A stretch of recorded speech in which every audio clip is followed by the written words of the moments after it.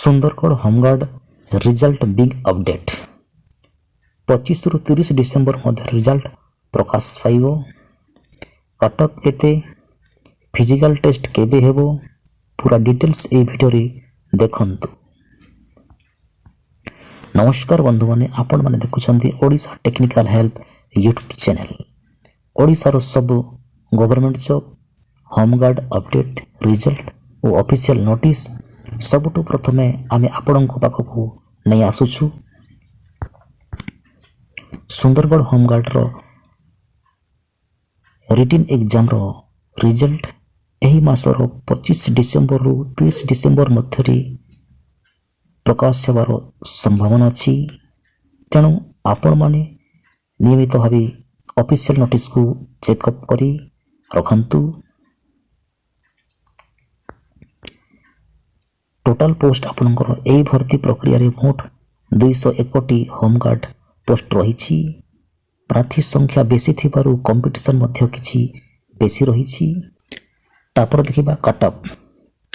ଅନୁମାନ ହେଉଛି ଯେ ଏବେକାର କଟଅଫ୍ 36ରୁ 40 ମାର୍କ ମଧ୍ୟରେ ରହିପାରେ। ଡିଷ୍ଟ୍ରିକ୍ଟ ୱାଇଜ୍ ଓ କ୍ୟାଟେଗୋରୀ ୱାଇଜ୍ କିଛି ଅଳ୍ପ ବଦଳି ଯାଇପାରେ। ତାପରେ ଦେଖିବା ରିଟିନ୍ ଏକ୍ଜାମ୍ ପାସ୍ ପରସେଣ୍ଟେଜ୍।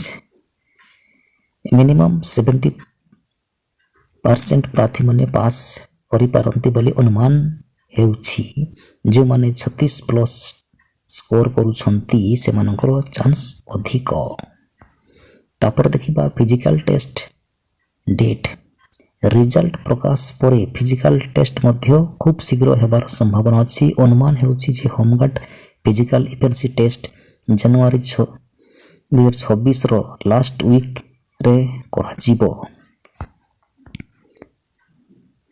ତେଣୁ ଯେଉଁମାନେ ଫିଜିକାଲ ଟେଷ୍ଟ ପାଇଁ ପ୍ରସ୍ତୁତ ସେମାନେ ରନିଂ, ପୁସ୍ଅପ୍, ହାଇଟ୍ ୱେଟ୍ ଚେକ୍ ଏବେଠାରୁ ଭଲ ଭାବେ ଚାଲୁ ରଖନ୍ତୁ। ନୋଟିସ୍ ଆସିବା ପରେ ସମୟ ଅତ୍ୟନ୍ତ କମ୍ ରହିବ। ତେଣୁ ବନ୍ଧୁମାନେ ମୁଖ୍ୟ 3ଟି ମନେ ରଖନ୍ତୁ। ରିଜଲ୍ଟ ଡେଟ୍ ଆପଣଙ୍କର 25ରୁ 30 ଡିସେମ୍ବର। ତାପରେ କଟଅଫ୍ ଆପଣଙ୍କର 36ରୁ 40 ମାର୍କ।